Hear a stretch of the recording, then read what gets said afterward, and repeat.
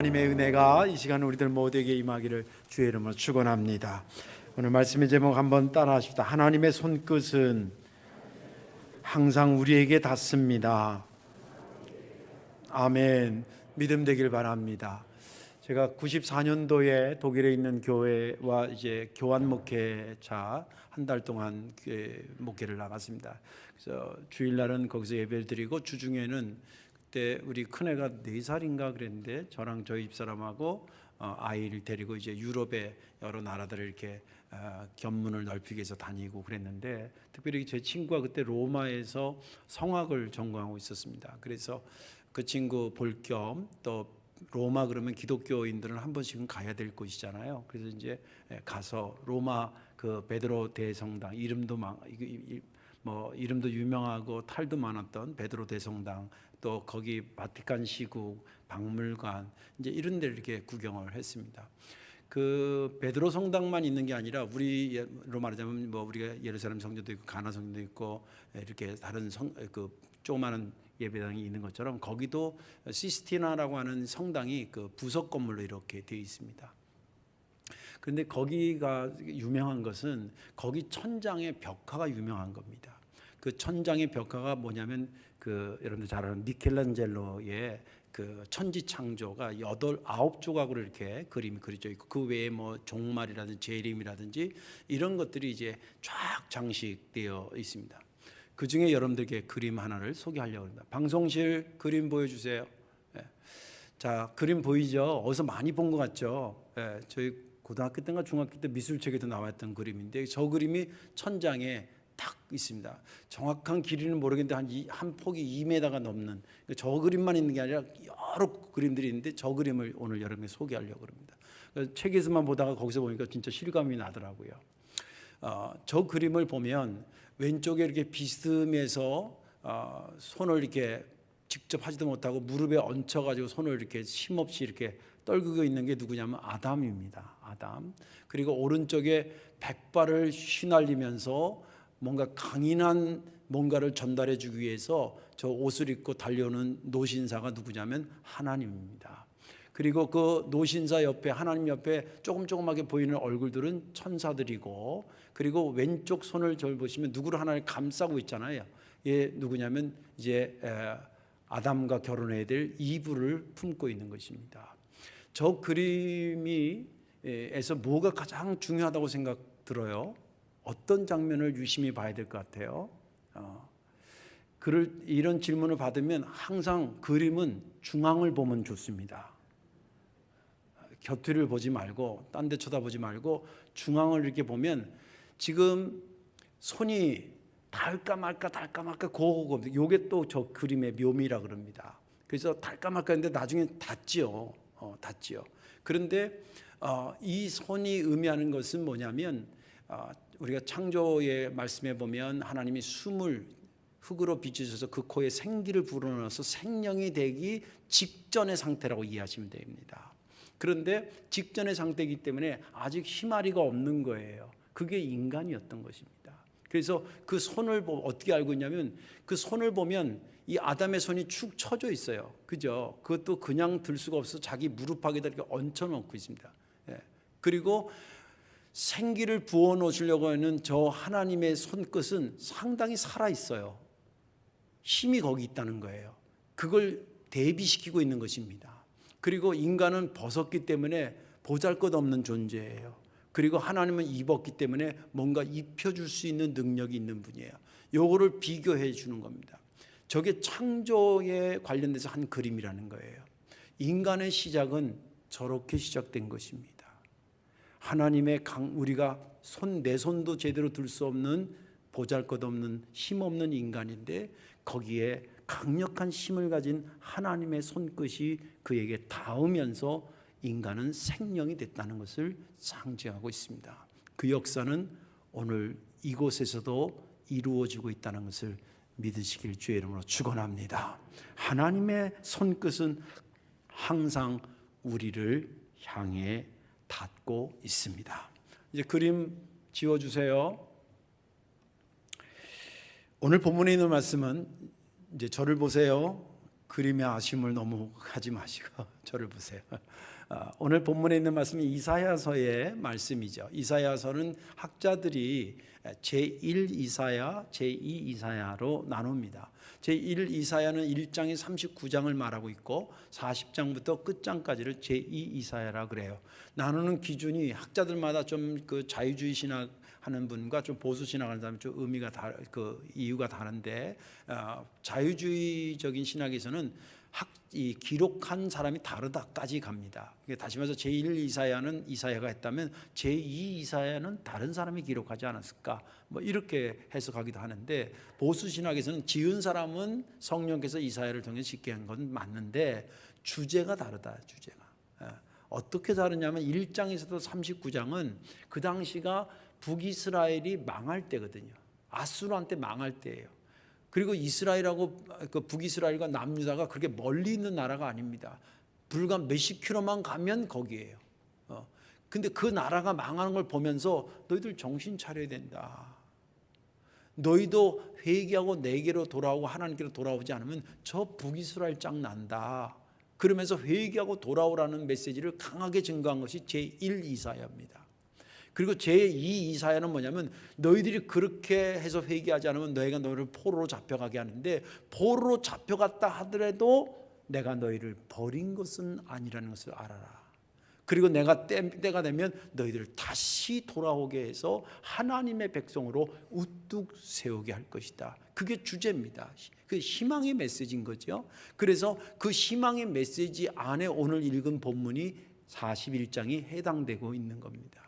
오늘 본문에 주님께서 이렇게 얘기하십니다. 아주 친근하게 이스라엘을 부릅니다. 이스라엘아 이렇게 부를 수도 있는데, 나의 종 이스라엘아, 내가 택한 야곱아, 나의 친구 아브라함의 자손아, 내가 너희들이 땅 끝에 있을 때, 이 땅 끝은 장소적 의미가 아닙니다. 상황이 절박한데 아주 절박한 것을 땅 끝이라 그래요. 아우 나 요새 우리로 말하면 아유 어떻게 사업이 괜찮아, 아유 나 지금 바닥치고 있어, 이런 거 있잖아요. 바닥치고 있다는 것의 의미로 땅 끝에 네가 있을 때에 내가 너를 붙잡아 주지 않았냐.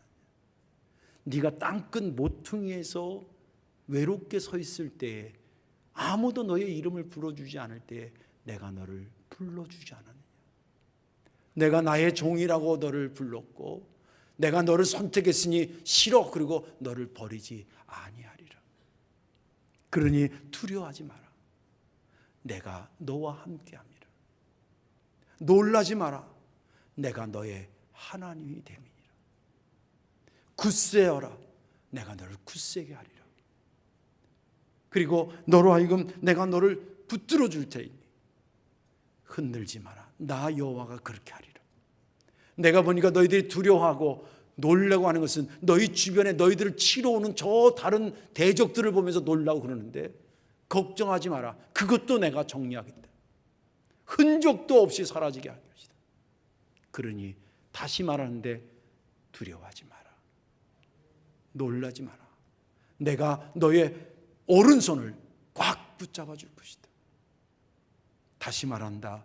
버러지 같은 야곱아, 이스라엘아, 두려워하지 말아라. 너를 구원할 자는 이스라엘의 거룩한 자이니라. 여기까지가 오늘 본문의 말씀입니다. 저는 지난 주간에 이 본문을 보면서 본문 전체가 사실은 은혜가 됐어요. 그런데 특별히 절수를 나누자면 13절이 은혜가 됐습니다. 이는 나 여호와 너의 하나님이 내 오른손을 붙잡고 내게 이르기를 두려워하지 말라. 내가 너를 도우리라 할 것임이니라. 이 말씀이 왜 은혜가 되냐면, 이 말씀을 듣는 순간에 하나님이 정말 나를 꽉 붙잡아 주는 것 같은 그런 경험을 했습니다. 오늘 말씀에 저와 여러분들이 은혜 받으시고 참 힘든 세월을 여러분들이 살고 있다는 것을 제가 잘 압니다. 오늘 주님께서 당신의 손을 여러분들에게 대고 여러분들 꽉 붙잡아 주시는 그런 경험을 가지고 힘있게 일어서기를 주님의 이름으로 축원합니다. 자, 왜 하나님의 손끝은 항상 우리를 향하고 것일까? 왜 하나님의 손끝은 항상 우리를 향하고 있는 것일까? 그것은 첫째는 우리를 잘 아시기 때문입니다. 8절과 14절을 소개하면 8절에 그러나 나의 종 너 이스라엘아 내가 택한 야곱아 나의 벗 아브라함의 자손아 14절에 버러지 같은 너 야곱아. 이 14절과 8절은요 공통점도 있고 차이점도 있어요. 공통점은 뭐냐면 내가 너를 잘 안다는 거는 겁니다. 그걸 어떻게 하냐면 하나님이 이스라엘을 부를 때 이름을 불렀어요. 그것도 세 가지로 불렀어요. 이스라엘아, 야곱아, 아브라함의 자손아. 여러분들 우리가 옆에 그냥 사람이 쑥 지나갈 때 그 사람이 어디서 사는지, 이름이 뭔지, 핸드폰 번호가 뭔지 몰라요. 근데 내가 그 사람의 이름을 하면 3번 불렀다는 것은 이름도 알고 별명도 알고 성격도 알아. 그러면 뭐 하는 거예요? 잘 아는 거예요.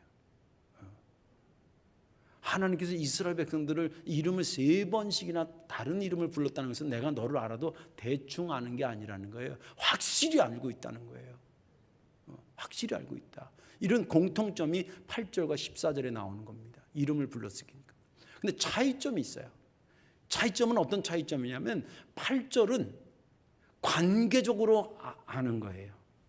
그리고 14절은 상황과 형편과 사정을 다 아는 거예요. 자, 해석해 볼게요. 8절에 그 상황적으로 안다는 것은 뭐냐면 하나님이 이스라엘 부를 때 이스라엘이라고 부르기도 하고 야곱이라고도 부르기도 했어요. 근데 이 야곱과 이스라엘이라는 이름은 누가 붙여준 것이냐면 하나님이 붙여준 거예요. 그리고 야곱에서 이스라엘로 가고 하는 것은요 엄청난 과정이 있었어요. 아시죠? 야곱이 집에 돌아와 오려고 하는데 누가 자꾸 걸리키냐면 형이 자기를 죽일 것 같거든요. 그러니까 하나님한테 하나님 저 좀 살려주세요. 저 축복해 주셔야 됩니다. 몸부림치는 거예요. 천사가 아유 이제 좀 가려고 그런다. 아닙니다. 저한테 축복 주시지 않으면 나 떠날 수 못 놓습니다. 막 그렇게 우리를 말하면 밤새 성전에 와서 부르짖으며 기도한 거예요. 그랬더니 그 천사가 떠나가면서 준 말이 뭐냐면 이스라엘이라 그래라 그런 거죠. 하나님과 겨루어 이긴 자. 그 이름을 하나님이 줬는데 그 이스라엘 백성들의 이름 이스라엘을 하나님이 관계적으로 모를 리가 없어요. 제가 목회하면서 목사기 때문에 교인들이 아기 나면 이름을 지어달라고 그러는 분들이 왕왕 있어요. 저쪽 교회에서도 딸만 들이다 낳다가 아들 입을 열어도 아들 자도 아들 그러다가 낳는데 아들이야. 그래서 이름을 지어달라는 거예요. 그래서 너무 기뻐하면서 하나님께 찬송 부르며 살게 해라. 너무 기쁘니까 그래서 이름을 희찬이라고 지었어요. 괜찮죠? 그리고 어떤 집에 예쁜 딸을 낳았어요. 너 예수님처럼 잘 살아야 된다. 복되게 살아야 돼. 그래서 예담이라고 지어줬어요. 내가 걔 이름을 부를 때마다 걔를 볼 때마다 기억할까요? 못할까요? 기억하고 있습니다. 이게 다 20년 전에 지어준 이름들이에요. 생생하게 기억하고 그때 이름 지어줬던 상황까지 다 기억하고. 하나님이 야곱을 이스라엘로 부르신 그 하나님이 이스라엘에 대해서 관계적으로 모르냐? 아니에요. 그 이름을 불러준 하나님이기 때문에 지어준 하나님이기 때문에 이스라엘에 대해서 모를 리가 없다는 거예요. 그리고 또 아브라함의 자손이라고 하는 말도 마찬가지예요. 아브라함이 됐잖아요. 이 사람은 순종에 떠나라면 떠나라고 바치라면 바치고 머무르라면 머무르던 사람이 누구냐면 아브라함이에요.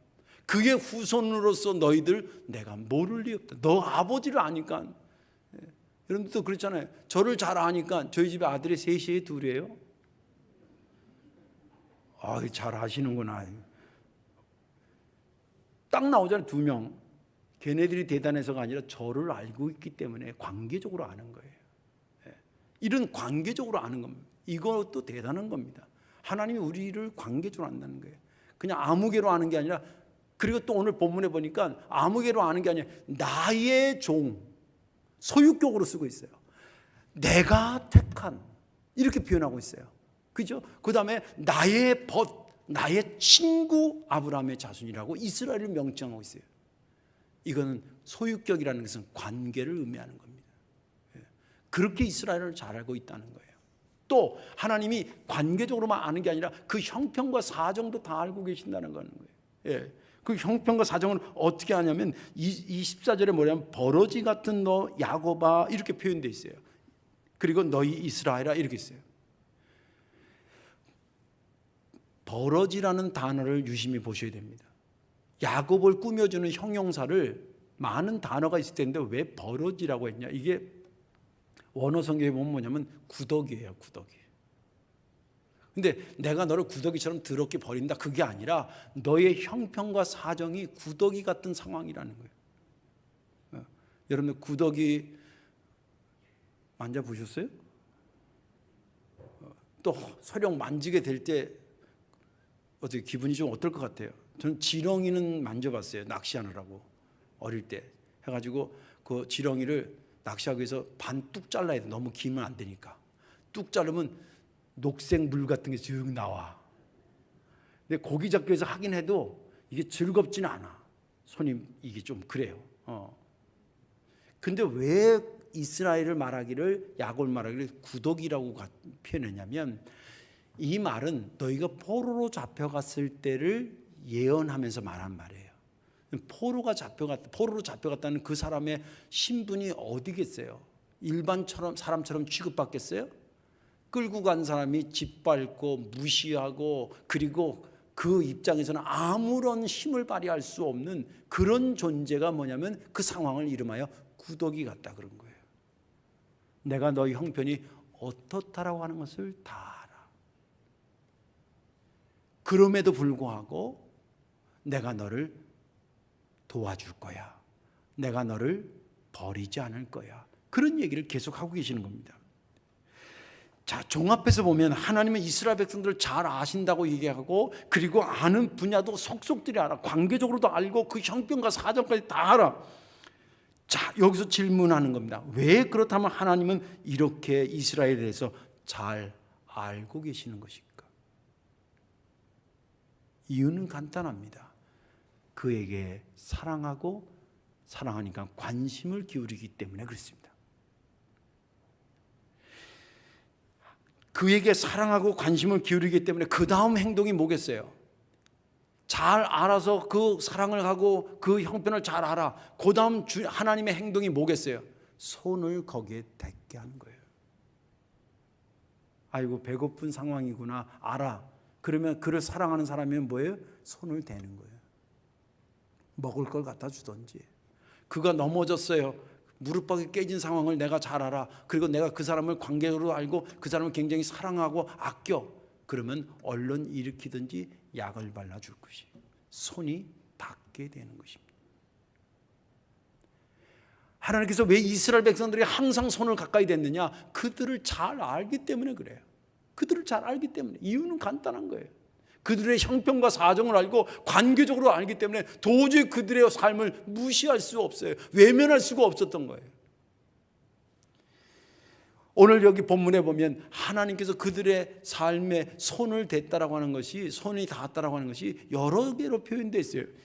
9절에 내가 땅끝에서 너를 붙들고 땅 모퉁이에서 너를 부르고, 다 손이 닿았다는 얘기겠죠. 10절에 너를 굳세게 하겠다라고, 참으로 너를 도와준다고, 내 의로운 손으로 너를 붙잡는다는 거, 손이 너한테 닿고 있다라고 하는 것이고, 13절에 나 여호와 너의 하나님이 내 오른손을 붙잡고, 이거 역시 내 손이 너에게 닿았다는 얘기고, 14절에 내가 너를 도울 것이라, 내 구속자는 이스라엘의 거룩한 이인이라, 이거 역시 너의 삶에 내 손끝이 다 있다 그 뜻입니다.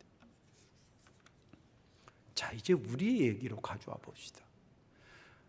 하나님은 잘 알았기 때문에 그들에게 당신의 손을 댔다 그러는데, 그렇다면 하나님은 우리에 대해서도 잘 알고 계실까? 이거는 정답을 알기 전에 질문 자체가 중요한 겁니다. 하나님은 나를 잘 알고 계실까? 왜냐하면 잘 알고 계신다면 당신의 손이 우리 삶에 닿을 것이요, 우리를 잘 모르신다고 한다면 당신의 손이 우리에게 닿지 아니할 것이기 때문입니다. 너무나 감사하게 성경은 그 질문에 대해서 또렷하게 또 여러 차례 하나님은 너에 대해서 너무 알아도 너무 잘한다고 얘기하고 있습니다. 심지어는 내가 나를 모르는 나도 나를 알고 있는 거예요.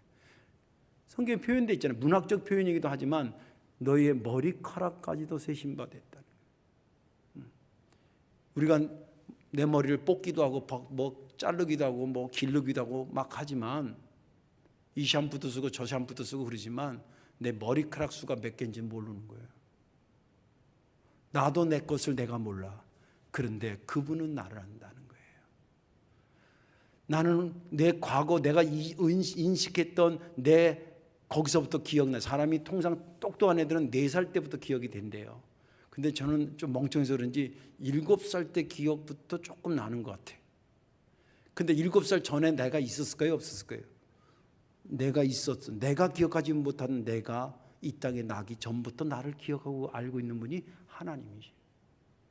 성경 말하기를 너희 안고 일어섬을 알고 네가 나가고 들어오는 것을 내가 알고 있고 심지어는 내가 네 눈물의 양도 안다는 거야.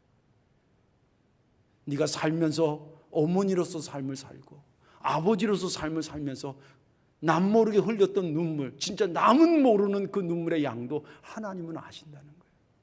목사로서 살면서 교인들이 모르게 흘리는 눈물의 양 하나님이 아신다는 거예요. 장로님으로 사시면서 다른 사람들은 늘 흘리지 않을 그 눈물을 흘린 거 하나님이 그 양을 아신다는 거예요. 제 말이 아니라 성경에 기록되어 시편에 이렇게 기록되어 있어요. 나의 눈물을 주의 병에 담으소서. 나의 눈물을 주의 병에 담아. 이 말은 뭐냐면 하나님의 입장에서 네가 흘리는 눈물의 양을 내가 다 모으고 얼마인지를 안다는 거예요. 이렇게 우리를 잘 알고 계신다는 거예요. 자, 그렇다고 한다면 하나님의 손끝이 우리에게 닿겠어요? 안 닿겠어요? 이렇게 잘하신 하나님이 그분의 손끝을 우리한테 닿게 하겠냐는 거예요. 당연히 닿게 하시죠. 근데 목사님 잘 못 느끼겠는데요? 어떻게 느낄 수 있는 거예요? 여러분들 이렇게 생각하시면 됩니다. 지금도 오늘 설교 들었는데 어쩜 놔두라고 하시는 말씀 같아. 이때 하나님의 손이 여러분들의 심령에 닿은 순간이에요. 오랫동안 어떤 기도 제목을 했는데 마침내 그게 됐어. 그때 하나님의 손길이 여러분들의 심령에 닿는 순간이에요. 또 성경을 막 읽는데 성령 하나님께서 막 책망해. 네가 그럴 수 있냐고. 그거 하나님의 손길이 내 심령에 닿는 순간이에요. 어제도 그랬고 오늘도 하나님의 손길이 나를 향해 닿고 있고 그리고 내일도 닿을 것입니다. 왜? 그분은 나를 잘 아시기 때문에. 분명한 것은 하나님이 우리를 잘 아신다는 믿음을 가진 사람에게는 반드시 하나님의 손끝이 그의 삶에 닿는 것입니다. 버러지 같은 나에게 그 손끝을 대어주신 하나님께 감사하는 저와 여러분들 되시기를 주님의 이름으로 축원합니다. 마지막 하나는 왜 하나님의 손끝이 항상 우리에게 향하냐면 힘있게 일어나라고 그러시는 거예요. 힘있게 일어나라고. 오늘 본문의 10절을 보면 이렇게 두려워하지 말라. 내가 너와 함께합니다. 놀라지 말라. 내가 너의 하나님이 됩니다. 내가 너를 굳세게 하리라. 참으로 너를 도와주리라. 참으로 나의 의로운 오른손으로 너를 붙들리라. 여기 두려워하지 말라, 놀라지 말라, 굳세어라, 도와주겠다, 붙잡겠다, 이 말은 사실은 같은 말을 하는 거예요. 어떤 같은 말을 한 말을 하냐면 힘내라는 거예요. 힘내라. 그런데 이것이 일반적인 힘내라는 말하고 차원이 달라요. 일반적으로 누구에게 힘내라고 할 때 우리가 좋은 말입니다. 이거 자주 하셔야 돼요. 오늘 여러분들이 듣는 건 3분짜리 찬양을 들었지만 저분들이 저 준비하느라고 반주 준비하느라고 여기 일회관양 때 준비하느라고 30분 이상씩 연습한 분이에요. 어떤 분은 3시간 연습했을지 몰라요. 잘했다고 한번 박수 한번 하십시다. 감사합니다. 예, 감사합니다. 예. 힘내라고 그렇게 하는 거 정말 좋은 겁니다. 그런데 이거에 한계가 있어요. 힘내라고 얘기는 하지만 반주자여 힘내라 그러는데 그 다음 뒷감당을 우리가 할 게 없어. 대신 반주를 해줄 수 있는 것도 아니고 대신 노래를 불러줄 수도 있는 것도 아니고 뭐 저들의 삶을 내가 뒷받침해 줄 수도 있는 것도 아니고 그냥 힘내라고 하는 것만이에요. 그것도 나쁜 건 아니지만 해야 되지만 그거의 한계는 뒷감당을 못 해준다는 거예요. 그런데 하나님께서 힘내라고 하는 것은 뒷감당을 해줄 테니 힘내라는 거예요. 오늘 본문 10절 아까도 말했지만 두려워하지 말라. 그리고 문장이 끝나지 않아요. 하나님이 이것을 어떻게 뒷감당한다는 일을 그 뒤에 계속 얘기하고 있어요. 두려워하지 말라 하시고 거기서 끝나지 않고 말하기를 내가 너와 함께함이라. 놀라지 말라. 그리고 문장이 끝나지 않았어요. 내가 너의 하나님이 되어줄게. 굳세어라. 그리고 힘내라. 그리고 끝나지 않았어요. 내가 너를 반드시 도와줄 테니. 또 내가 너를 도와준다. 내가 이것을 맹세하건대 하겠다는 거예요. 내가 너를 붙잡아 줄 것이다. 내 의로운 능력의 손으로, 오른손으로 너를 붙잡아 줄게. 그런 거예요. 하나님이 힘내라 그럴 때는 그냥 말로 그냥 아유 잘해봐 잘해봐 이런 차원이 아니라는 거예요. 뒷감당을 하면서 해주는 것을. 그리고 이것을 힘내라는 얘기를 5번만, 여기 오늘 10절에도 5번 나오지만 여기만 얘기하는 게 그 뒤에도 보면 계속 반복해서 얘기하고 13절에도 얘기하고 14절에도 얘기해요. 13절에 이렇게 얘기하잖아요. 나 여호와 너희 하나님이 내 오른손을 붙들고 내게 이르기를 두려워하지 말라. 내가 너를 도우리라. 14절에 두려워하지 말라. 내가 너를 도울 것이라. 계속 반복하면서 강조하고 있어요. 이 정도로 하나님께서 힘내라 그러는데 거기에 우리가 반응이 어느 정도의 반응이 나와야 될 거예요. 주님께서 계속 힘내라 그러면 힘내고 좀 주님 손 붙잡고 힘내고 일어서기를 주의 이름으로 축원합니다. 이런 설교를 하면요 딱 한 2-3 사람이 이러고 있어요. 아유 목사님은 곱게 자라서 세상 물정 모르니까 하나님 손잡고 일어서라 그러지. 아유 내 형편 알아봐. 저를 이렇게 곱게 자란 사람으로 봐줘서 고마워요. 그런데 여러분들하고 정도는 좀 다르고 분야는 좀 다르지만 저 나름대로도 엄청난 절망감에 빠진 적이 한두 번이 아니에요. 급성 심근경색에 걸려가지고 죽음은 이런 거구나 하는 죽음의 문턱까지도 가봤고요. 내가 내 생에 기둥과 같이 여겼던 아버지가 생각지도 않게 일찍 돌아가셔서 그 몰려오는 고독감과 외로움이 이루 말할 수 없었고요. 강원도 정선에 처음 개척하러 갈 때에 교인들도 없는데 가는 거 믿음으로도 물론 갔지만 인간인지라 섭섭하고 외롭고 힘든 것을 어떻게 뺄 수 있었겠어요. 목회하면서 그런 거 나 때문에도 겪고 교인 때문에도 절망감을 느끼고 교회적인 상황 때문에도 절망감을 느끼고 그렇게 살아왔는데 제가 이 설교를 하는 것은 그래도 역시 해답은 하나님의 손을 붙잡고 힘내서 일어서는 것밖에 없더라는 거예요. 죽음의 문턱에서도 그렇고 절망적인 상황에서도 그렇고 결국 해답은 오늘 본문이 맞다는 거예요. 이 본문이 하나님의 말씀이기 때문에 내가 그런 경험을 안 했어도 여러분들에게 설교해야 될 것입니다. 그런데 경험과 함께 이 말씀을 함께 소유하니까 이 말씀이 정답이에요. 죽음의 상황에서도 하나님의 손이 내게 닿았다고 하는 믿음을 가지고 일어서기를 주의 이름으로 축원합니다. 옷깃만 내게 닿아도 내가 옷깃만 만져도 예수님께서 내 혈류병을 낫게 해줄 거라는 그 믿음으로 주님의 옷깃을 만졌던 그 여인의 믿음처럼 하나님의 손끝이 나에게 닿기만 하더라도 나는 살아나리라, 나는 새로워지리라는 그런 믿음과 힘을 가지고 일어서자는 겁니다. 여러분들 이 설교를 지금 절망 가운데 듣는 분들도 있을 것이고 예배 오기 전까지 가슴을 치고 있다가 오는 사람도 있었을 것입니다. 그러나 이 말씀이 진리고 하나님의 말씀이라고 하는 것을 믿고 힘내라고, 내가 너를 두려워하지 않게 하고 내가 너를 붙잡아주고 놀라지 말라고 하실 그 말씀을 붙잡고 일어서야 됩니다.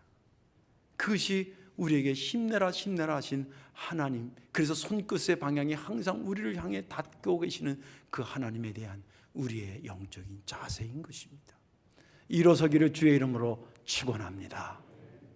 이제 말씀을 정리합니다. 제가 이렇게 인생을 살고 교인들을 돌보면서 보니까 태어나서 주님 나라 갈 때까지 몸도 그렇지만 건강한 삶, 정말 건강한 삶이 되려면요 그때마다 닿아야 될 손길들이 있더라고요. 애가 태어나서 학교 들어가기 전까지는 엄마 아빠의 손길이 닿아야 돼요. 그리고 좀 더 좋게 말하자면 할머니 할아버지의 손길이 닿아야 돼요. 그래야 걔가 건강해지는 거예요. 가끔 어떤 교인 중에서 아유 목사님 저 요새 직장 쉬고 있어요. 왜요? 아유 아무래도 애 키워야 될 것 같아요. 그래서 내가 잘했다 그랬어요. 그거 절대 믿지는 거 아니라고. 지금 아이에게 엄마의 손길이 절대 필요한 때입니다. 그렇게 말해줬어요. 이제 학교에 들어갑니다. 누구의 손길이 닿냐면 선생님의 손길이 닿아야 돼요. 그리고 이제 학교를 졸업하고 이제 성인이 돼서 사랑을 느낄 때가 됐습니다. 누구의 손길이 닿냐면 자기가 사랑하는 자의 손길이 닿아야 돼요.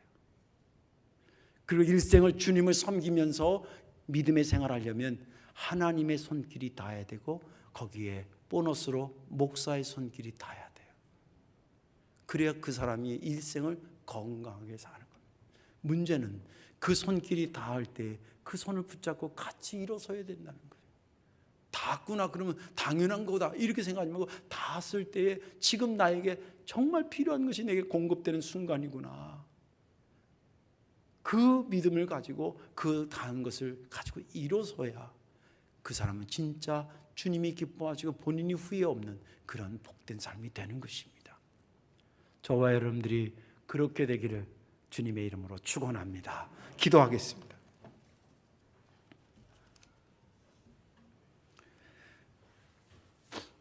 버러지 같은 우리들, 감히 하나님의 손을 내게 닿게 해달라고 요청할 수 없는 우리들인데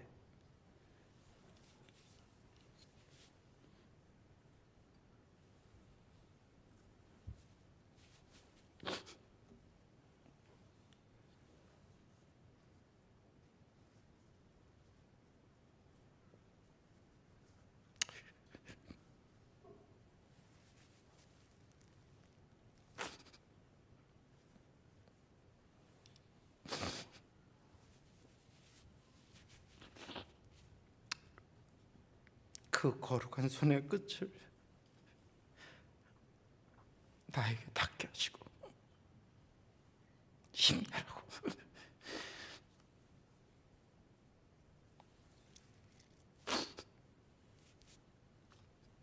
오늘도 내 곁에 계시는 주님 감사와 영광을 돌리옵나이다.